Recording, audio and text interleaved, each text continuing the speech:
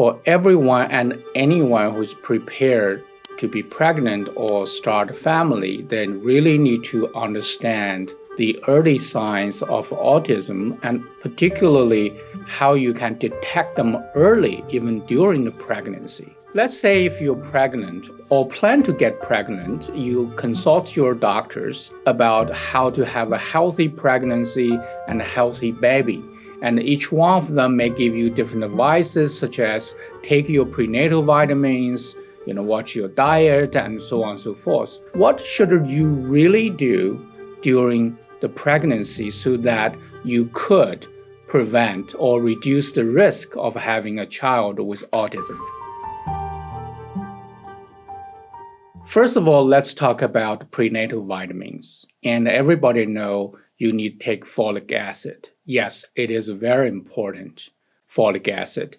But we have to understand everyone is different. If you have a family history or yourself suffer from a conditions that contributed by insufficient methylation, folic acid can become trouble for you. And you may not be able to tolerate high dosage of folic acid, which can even increase the risk of autism. So you want to talk to your healthcare professionals who understand methylation signs. And of course, generally speaking, taking 400 mcg a day is safe, regardlessly your methylation status. But I just want to warn people, taking high-dose folic acid is not necessarily good for everybody during the pregnancy. It could potentially do the opposite in the case of autism development. Actually, I would advise you get tested about your methylation profile. If you're under-methylated, you want to make sure you don't take too much folic acid. Methylation is important. It's not only we need that process for the brain to produce right neurotransmitters. It also helps keep bad genes silent.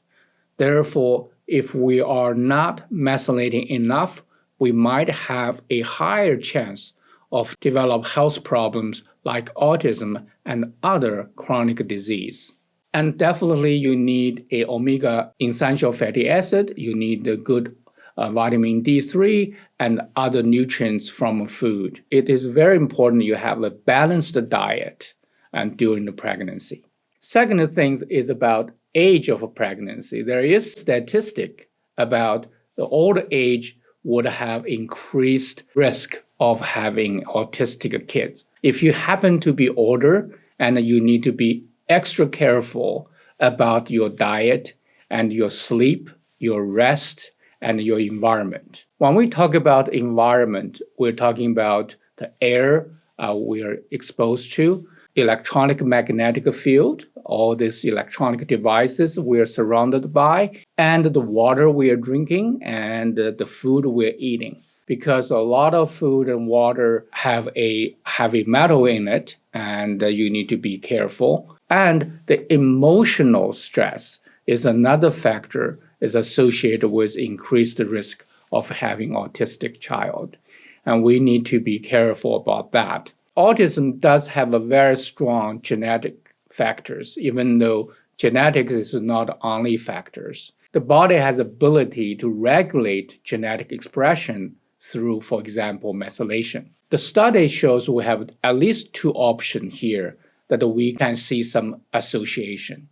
One study shows that in the second trimester, in 30% of cases, ultrasound can detect some anomalies in head, heart, and kidney that is associated with the risk of autism. Another test is involved in genetic mutations that is associated with autism. This kind of testing offers opportunities for parents to be better prepared and to start in early intervention and to have a better health care during the pregnancy and so on and so forth.